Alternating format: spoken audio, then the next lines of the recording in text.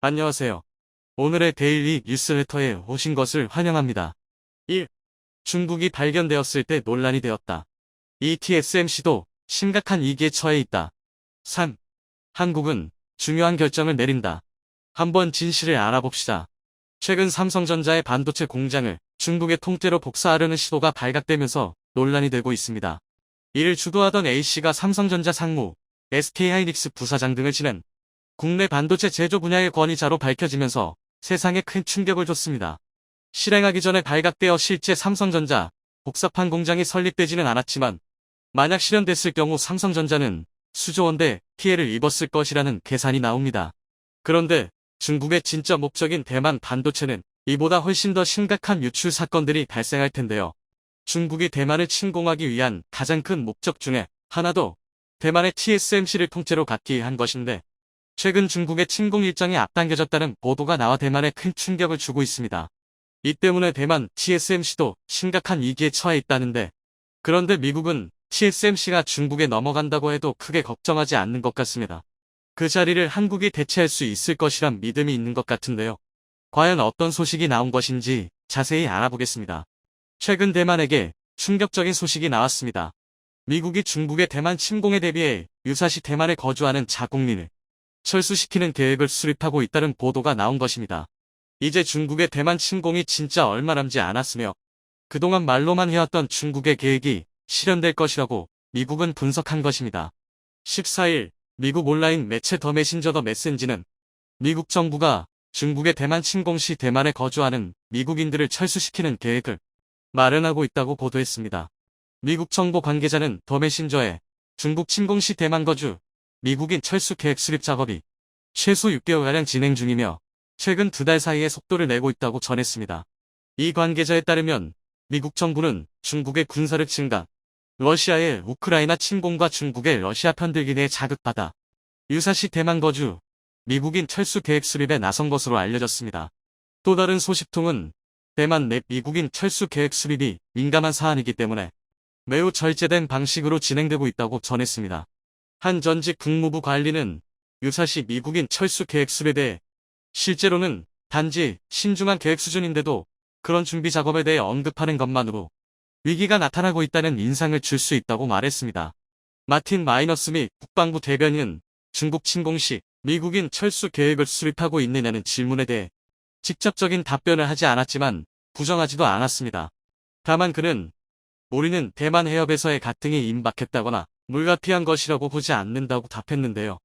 현재 대만에 장단기적으로 거주하는 미국인은 8만 명 가량 되는 것으로 알려졌습니다. 이 보도와 관련해 중국 정부의 대만 담당 조직인 국무원 대만 판공시 주평낸 대변인은 14일 대만 집권당인 민진당 당국이 늘 대만과 미국의 관계가 역사상 가장 좋다고 하지만 미국 측은 언제든 대만을 버릴 준비가 되어 있다는 것을 말해준다고 말했습니다. 앞서 연합보 등 대만 언론 매체들은 지난 5월 1일 올해 한광 한광훈련 지휘소 훈련 CPX를 앞두고 이번 지휘소 훈련에는 대만에 거주하는 미국인을 포함한 외국인이 제3국으로의 긴급 대피 비상 철수 관련 내용이 포함됐다고 보도한 바 있습니다.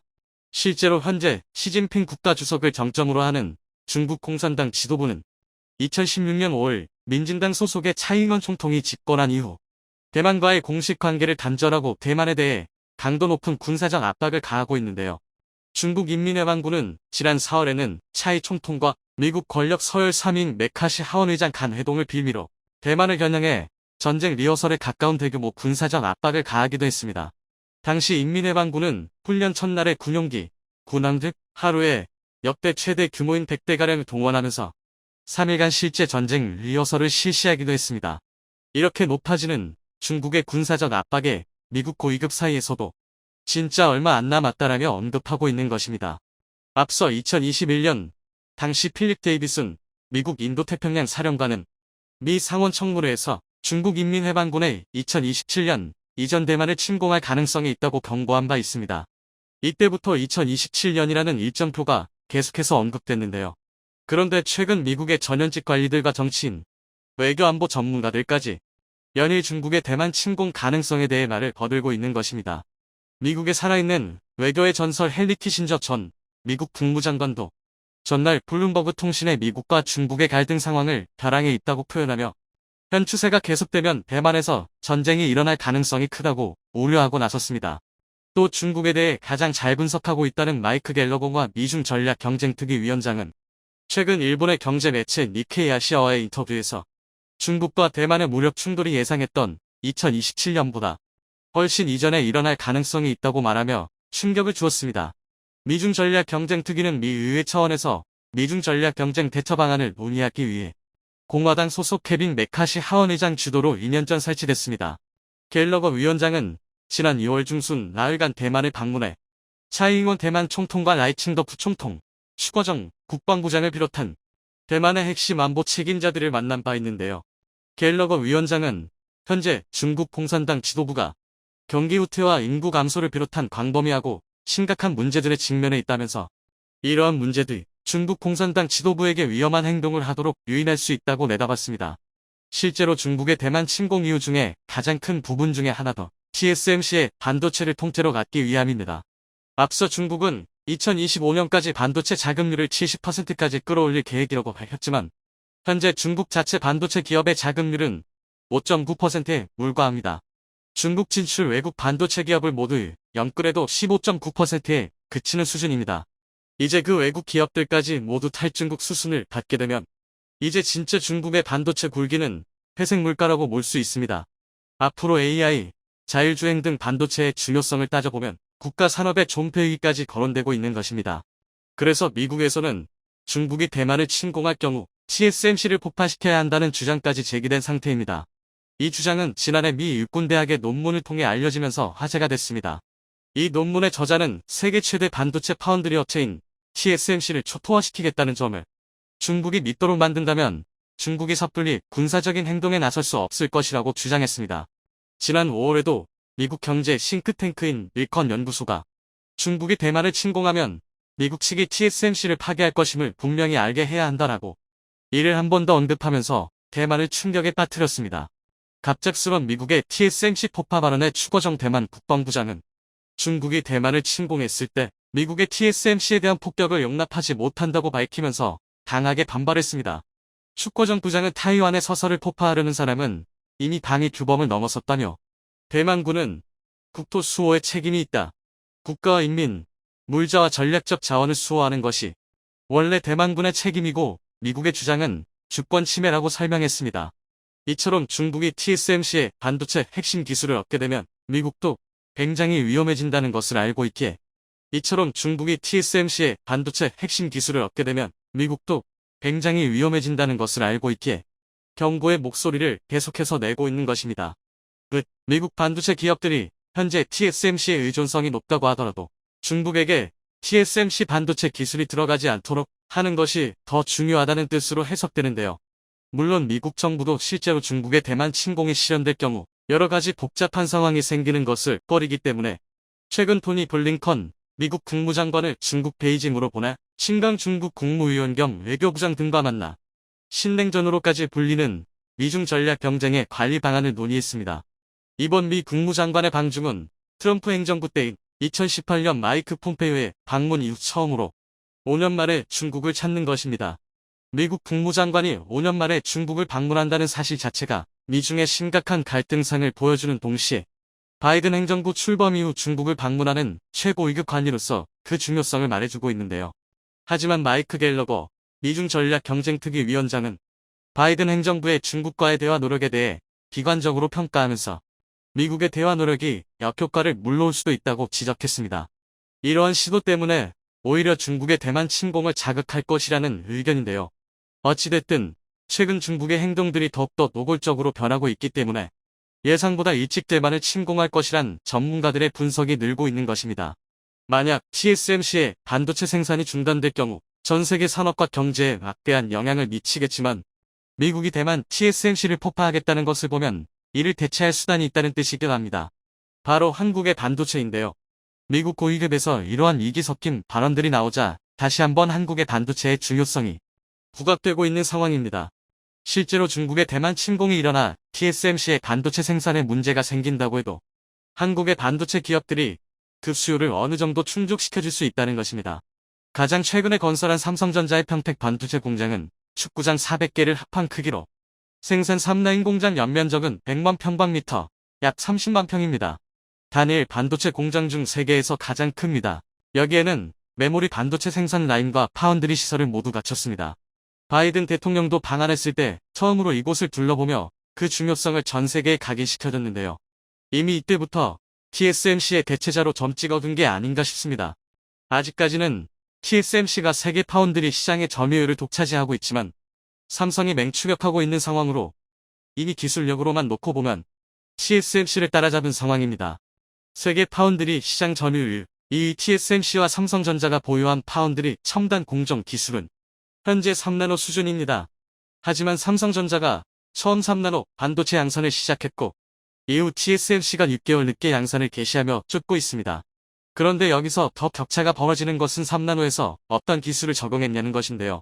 TSMC가 3나노에 사용한 것은 기존에 사용하던 핀펫성 빈FET 기술로 삼성전자가 사용한 GAE 기술은 핀펫보다 칩 면적은 줄이고 소비 전력은 감소시키면서 성능은 높인 신기술입니다. TSMC는 2나노 공정부터 GAE 기술을 도입한다고 밝혔지만 이미 삼성전자는 3나노 공정부터 GAE 기술을 도입해 각종 테스트를 마치고 수율도 어느 정도 확보된 상태로 알려지고 있습니다. 이게 자리 잡으면 파운드리 점유율은 금방 좁혀지거나 심지어 역전도 가능하다는 분석이 이어지고 있는데요. 글로벌 팹리스들은 굉장히 냉혹하기 때문에 삼성 GAE가 기술적으로 우위 있다고 판단하기 시작하면 분위기는 금방 달라질 가능성이 높기 때문입니다. 일단 기존의 파운드리 업체들이 안정적인 공급을 원하기 때문에 기존 공급 업체인 TSMC와 계속 이어서 계약하고 있습니다. 하지만 최근 삼성도 AMD와 계약을 성사시켰으며 TSMC의 동맹과도 같은 엔비디아마저 공급처 다변화를 추구하면서 삼성전자에게 지속해서 물량이 넘어올 것이라는 전망입니다. 이제 파운드리, 파워게임도 다른 양상을 맞이할 수밖에 없는 것입니다. 이미 삼성전자의 파운드리 5년 수주 잔고가 전년도 매출의 8배에 이르면서 폭발적인 성장을 거두고 있습니다. 또 이번에 삼성은 차세대 설계자산 IP 에코시스템 파트너들과 협업을 강화하면서 IP 포트폴리오를 확장해 삼성전자를 중심으로 한 파운드리 생태계 확장을 진행 중입니다. 지난해 10월 기준 삼성전자는 56개 IP 파트너사와 손잡고 4,000개 이상의 IP를 제공하고 있습니다. 2017년 파운드리 사업부 출범 이후 IP 파트너와 IP를 지속 확보한 결과 2017년 이후 3배가량 증가했습니다. 삼성 파운드리는 이를 기반으로 고객사 수를 3년간 2배 이상 확대했습니다. 이번 협력에는 인공지능 AI, 그래픽 처리장 GPU, 고성능 컴퓨팅 HPC뿐 아니라 오토모티브 모바일 등 전 분야의 고객들에게 필요한 핵심 IP를 선제적으로 확보해 새로운 팹리스 고객을 유치하고 모든 고객에 대한 개발 지원 역량을 강화할 계획입니다. 삼성전자 파운드리와 글로벌 IP 파트너를 협력 확대를 통해 국내의 팹리스 고객들은 자신들의 반도체 제품을 생산할 삼성전자 파운드리 공정에 최적화된 IP를 제품 개발 단계에 따라 적기에 활용할 수 있을 전망입니다. 이는 설계 초기 단계부터 오류를 줄이고 시제품 생산과 검증, 양산까지의 시간과 비용을 크게 단축할 수 있을 것으로 기대되고 있습니다. 이와 같이 현재 미국에서는 중국의 대만 침공을 기정사실화하고 있으며 예상보다 침공 일정을 앞당겨 대비하며 자국민 대만 철수나 TSMC 폭파 계획을 내부적으로 세우고 있습니다. 여러 가지 국제 정세 움직임에 따라 한국 반도체도 빠르게 대응해서 기회를 잘 살리길 기대해 보겠습니다. 한국이 중대 결단을 내렸습니다. 바이든이 한국의 반도체와 자동차를 박살내려 뒤통수를 친 데 이어 이번에 이보다 훨씬 더 충격적인 뒤통수를 치면서 제대로 선을 넘어버리자 한국이 중대 결단을 내린 것인데요. 바이든은 한국의 뒤통수를 친 뒤 프랑스와 손을 잡았다가 한국에 너무나도 강력한 반격에 난리가 나버렸습니다. 한국의 이번 반격으로 미국이 너무나도 큰 타격을 받자 3억 미국인들은 바이든은 지금 당장 한국에 무릎 꿇고 사과해라. 그래야 미국이 살아남는다라며 한국의 반격을 너무나 두려워하고 있는데요. 한국과 미국이 전 세계 원전을 싹쓸이하자 한국의 기술력과 미국의 자본력이 더해지면 전 세계 원자력 발전소는 한국과 미국 연합이 싹쓸이할 수 있다. 한국이 제3국에서 원전을 수주하면 미국을 사업에 끼워주고 반대로 미국이 제3국에서 원전을 수주하면 한국을 끼워주겠다. 한국과 미국이 함께하자라고 한국에 약속한 바이든. 자, 그런데 최근 너무나 한국에 충격적인 뒤통수를 쳤습니다. 초대규모 원전을 건설하려는 불가리아가 한국을 최종 파트너로 선정한 뒤 모든 사업을 맡긴 상황에서 이제 3만 뜨면 되는데 갑자기 미국이 개입해 뺏어갔습니다. 충격적이게도 미국은 한국을 버리고 프랑스와 손잡더니 불가리아 정부를 압박해 한국의 수주가 확실했던 물가리아 원전 건설을 뺏어갔습니다. 지난 20일 업계 등에 따르면 불가리아 에너지부는 미국 웨스팅하우스, 프랑스 F가 극비의 계약을 체결한 것으로 알려졌습니다. 업계 관계자는 지난달 초 미국이 불가리아 코즐로드의 원전의 프로젝트사와 AP천 도입을 위한 업무 협약을 맺고 곧바로 프랑스가 불가리아 정부 측과 벨렌의 신규 원전 건설을 추진한 일련의 과정을 보면 두 기업이 마치 하나의 팀처럼 움직이는 점을 엿볼 수 있다 전했습니다. 한국의 수주가 확실했던 불가리아 원전을 미국과 프랑스가 손을 잡고 빠른 속도로 뺏어간 것이죠. 뿐만 아니라 미국은 한미 원자력 국제 공동 연구를 갑자기 중단시켰고 심지어 미국은 한국에 짓는 원전을 제외하고는 다른 어떤 나라에서도 한국이 원전을 짓지 못하도록 하는 방안도 추진 중인 것으로 전해져 충격을 더하고 있습니다. 한국이 미국의 원전 건설 기술을 그대로 베꼈으면서 미국의 기술 사용료를 내지 않는다는 것이 이유입니다. 어이가 없죠. 이렇게 한국에 제대로 뒤통수를 친 뒤 미국은 프랑스와 손을 잡더니 불가리아뿐만 아니라 한국이 수주했던 모든 수주들을 뺏어가려 하고 있습니다. 한국의 원전 기술보다 미국과 프랑스 연합의 원전 기술이 훨씬 더 훌륭하다고 대대적으로 홍보하면서 말이죠. 자, 그런데 대반전이 일어났습니다. 미국이 한국을 버리고 프랑스와 원전 협력을 선언한 지 얼마 되지 않아 충격적인 뉴스가 전해졌습니다. 네, 바로 프랑스에서 16개 원자로 절반 이상이 한 번에 가동 중단되는 등 심각한 기술 겸함이 드러난 것입니다. 이 때문에 프랑스는 비상사태를 선포했고 에너지가 부족해 전력 비용이 폭등해버렸습니다. 최근 끝이 보일 줄 알았던 우크라 러시아 전쟁 상황이 더 심각한 최악의 상황으로 치닫으면서 프랑스를 비롯한 유럽은 러시아로부터의 천연자원 공급이 완전히 끊겨버렸고 이 때문에 그렇지 않아도 치솟았던 전기 가격이 프랑스 원전 가동 중단으로 끝을 모르고 너무나도 많이 오르고 있습니다. 프랑스 일반 서민들은 더운 여름 날씨에도 에어컨은커녕 선풍기조차 들지 못하고 있는 상황입니다. 블룸버그 동시는 유럽 에너지 거래소 EX 집계를 이용해 프랑스의 전력 도매 가격이 메가와트/아워 메가와트 시당 1130유로로 치솟았다고 보도했습니다. 연초 150유로 수준에서 8배나 폭등한 것으로 프랑스 도매 전기요금이 1000유로를 넘어서기는 처음입니다. 프랑스 원전의 심각한 결합이 드러나자 불가리아를 포함해 원전을 미국 프랑스 연합에 맡기려던 국가들은 일제히 계약을 취소해버릴 것이라는 놀라운 소식이 전해졌습니다. 우리는 이것을 두고 카르마라고 합니다. 좋은 일을 행하면 좋은 일이 찾아오고 나쁜 일을 행하면 자기 자신에게 나쁜 일이 찾아온다는 뜻인데요. 미국은 동맹국인 한국의 뒤통수를 치고 프랑스와 손잡았다가 그나마 확정됐던 원전 수주도 모두 날리게 된 셈입니다. 최근 미국은 한국이 확정했던 폴란드 정부가 추진하는 40조 원대 원전 수주를 뺏어가 미국의 웨스팅하우스에 넘겨준대요. 한수원의 체코 두코바니 원전 입찰 관련 정보 신고를 미국 에너지부가 반려 조치하면서 한국 정부가 장기간 공을 들여온 체코 수출마저 무산시켜버렸습니다. 결국 한국이 칼을 빼들었습니다. 미국이 적대국으로 지정하며 노발대발하는 두 국가 이집트와 UAE. 미국은 이집트와 UAE가 미국 편에 서지 않고 중국과 가까이 한다며 한국도 이 두 국가와 절대 그 어떠한 교류도 하지 말라고 압박하고 있는데요. 한국은 미국을 무시하고 이집트와 UAE 두 국가에 대규모 원전을 건설하기로 하는 파격적인 결단을 내렸습니다. 한국수력원자력이 3조 원 규모의 이집트 엘다바 원전의 기자재 공급과 건물, 구조물 건설 사업을 수주했습니다. 산업부는 2009년 아랍에미리트 UAE 바라카 원전 이후 13년 만에 대규모 원전 분야 수출이라고 전했는데요. 이집트뿐 아니라 아랍에미리트에서도 또 대규모 원전 수주 소식이 전해진 가운데 이제는 대놓고 한국이 미국 대신 UAE와 손을 잡고 전 세계 원전 시장을 싹쓸이하기로 하는 파격 발표를 했습니다. 세계 최고의 기술력을 보유한 한국과 무한대에 가까운 자금력을 가진 UAE가 힘을 합쳐 전 세계 원전 시장을 싹쓸이하자는 것인데요.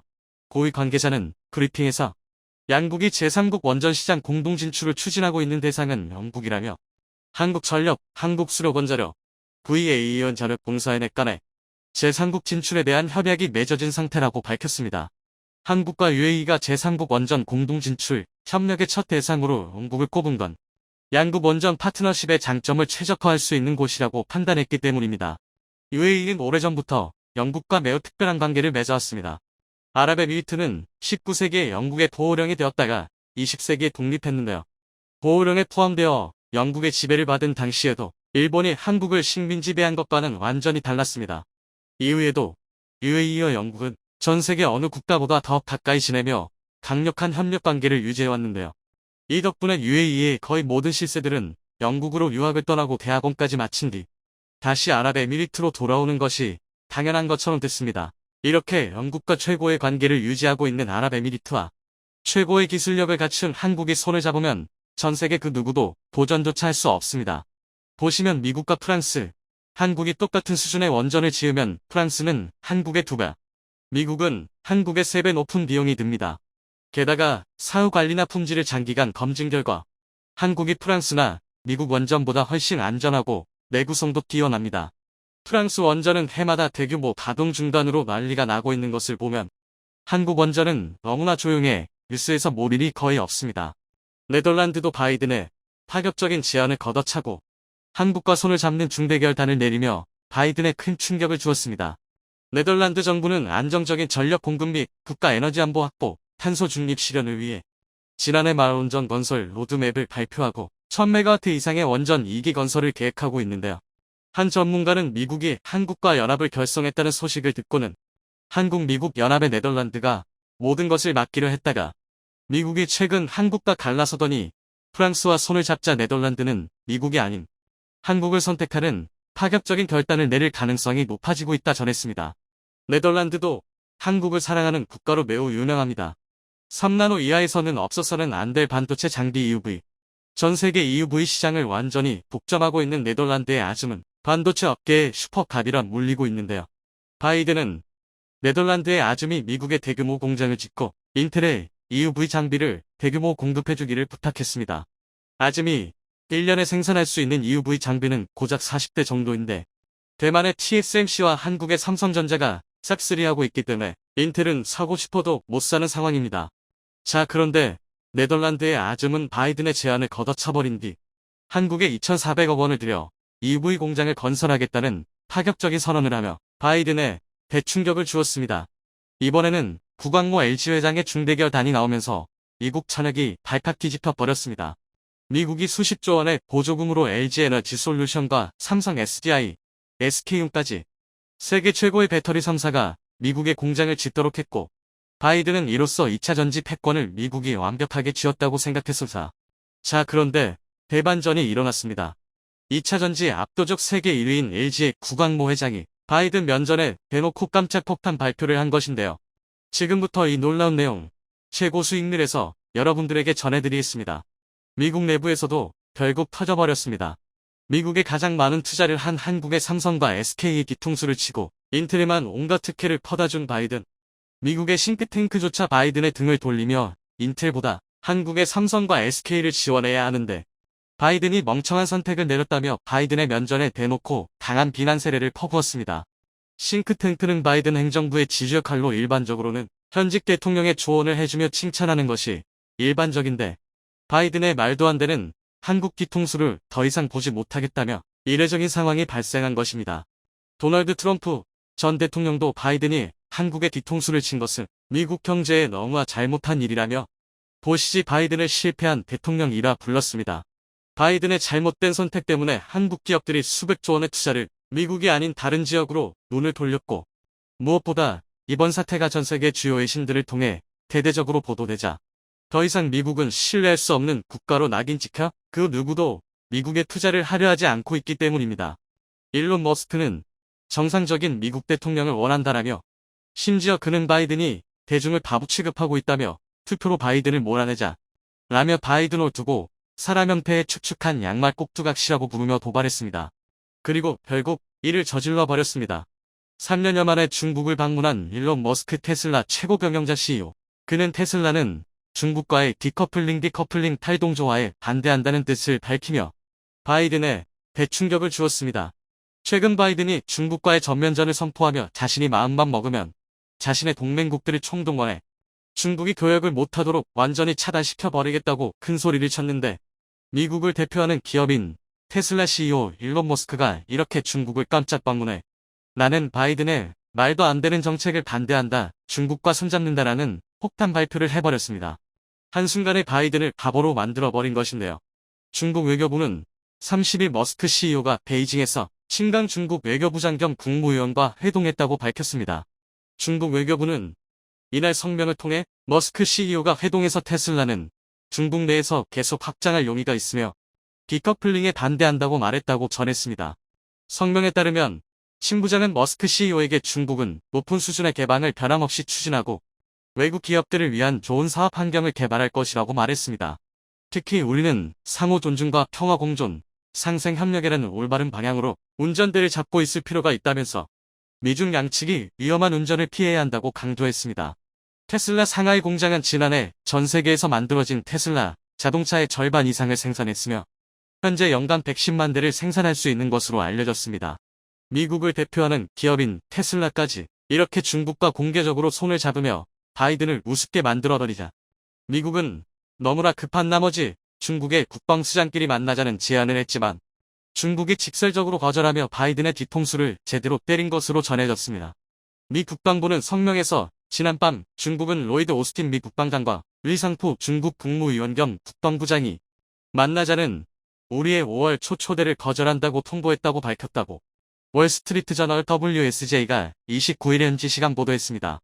WSJ에 따르면 미 국방부는 이달 초 중국 측의 6월 24일 싱가포르에서 열리는 아시아 안보회의 샹그릴라 대화를 계기로 국방장관 회담을 여는 방안을 제안했습니다. 오스틴 장관은 미 국방부장에게 직접 서한을 보내는 싱가포르 회담 성사를 위해 상당한 노력을 기울였다고 합니다.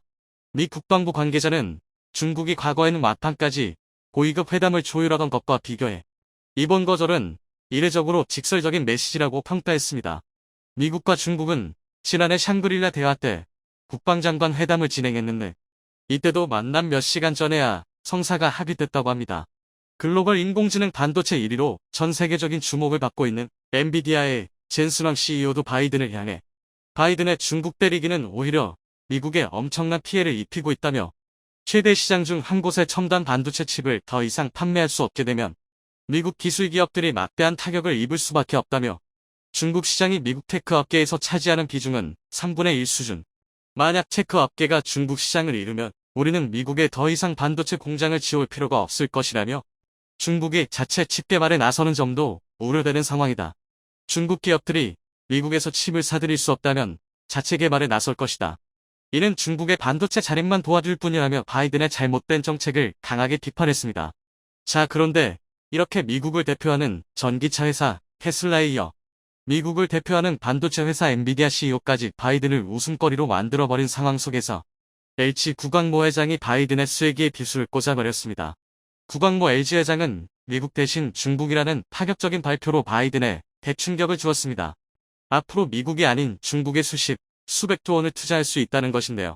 일론 머스크가 대놓고 바이든을 비판하며 중국에 올인해버리는 상황 속에서 전기차 압도적 세계 1위인 테슬라에 배터리를 공급하는 LG엔솔은 테슬라를 따라 중국에 막대한 투자를 할 수밖에 없습니다. 미국은 한순간에 수백만 명의 일자리와 수백조 원의 투자를 날려버렸을 뿐만 아니라 전기차 공급망 패권을 한순간에 빼앗겨 버렸습니다.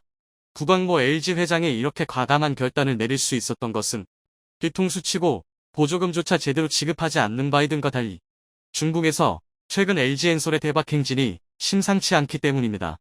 LG에너지솔루션의 배터리를 탑재한 지리자동차 산하 폴스타의 2종이 중국 정부가 발표한 신차 목록에 들었습니다. 보조금 확보가 유력시되면서 중국 시장에서 LG의 화력이 두드러졌습니다. 중국공업정보화부가 지난 9일 현지 시간 발표한 제369차 도로자동차 제조업체 제품 발표 도로궤동 차량 생산 기업 급산품 공로에 LG의 배터리를 장착한 폴스타이 2종이 포함됐습니다. 폴스타이는 신차 명단에 들며 향후 중국 정부로부터 보조금을 받을 가능성이 높아졌습니다. LG에너지솔루션은 현지 정부의 보조금 혜택에 힘입어 중국 시장에서 대박 행진을 시작했습니다. 실제로 최근 시진핑이 직접 LG 공장을 방문하며 한국에 엄청난 특혜를 약속한 것으로 전해졌습니다. 시 주석은 LG 디스플레이 방문 현장에서 약 1시간 동안 브리핑을 받고 관계자들과 대화하면서 한중간의 우위를 강조하는 덕담을 전한 것으로 알려졌습니다. 시진핑이 2012년 중국 최고 지도자가 된 이후 중국 내 한국계 기업을 방문한 것은 매우 이례적인 일인데요. LG 공장을 방문한 것은 LG에너지솔루션이 앞으로 수백조 원의 투자를 중국에 할 수 있음을 시사하고 있다고 전문가들은 말하고 있습니다.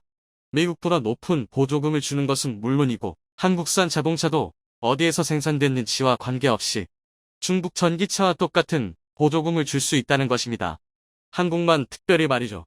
LG 에너지 솔루션은 중국을 제외한 나머지 글로벌 시장에서 압도적인 세계 1위로 승승장구하고 있는데요. 이번에 중국이 LG 엔솔 배터리에도 막대한 보조금을 주기 시작하면서 중국 내 판매도 급격히 상승할 것으로 전망되고 있습니다. 자, 그런데 이렇게 한국의 배터리가 초대 막행진을 이어가는 가운데 한국 배터리 제조사에 장비를 납품하던 일본 기업들은 아싸 우리도 같이 대박난다라며 들떠있는 상황입니다. 자, 그런데 일본에는 엄청난 충격적인 소식이 전해졌습니다. 아바코를 비롯한 한국 기업들이 그동안 일본이 LG 엔솔에 공급하던 2차전지 핵심 장비들 빛의 속도로 모두 국산화해버렸습니다. 일본이 한국의 반도체 수출 규제를 하며 일본산 반도체 소재 수출을 중단했을 당시에도 한국이 기적을 만들어내며 그 짧은 시간에 모두 국산화해버렸는데요. 이번에도 일본이 한국의 신성장 동력인 2차전지가 승승장구하는 동안 앉아서 편하게 돈을 가로채지 못하도록 모든 부품들을 국산화시켜버린 것입니다.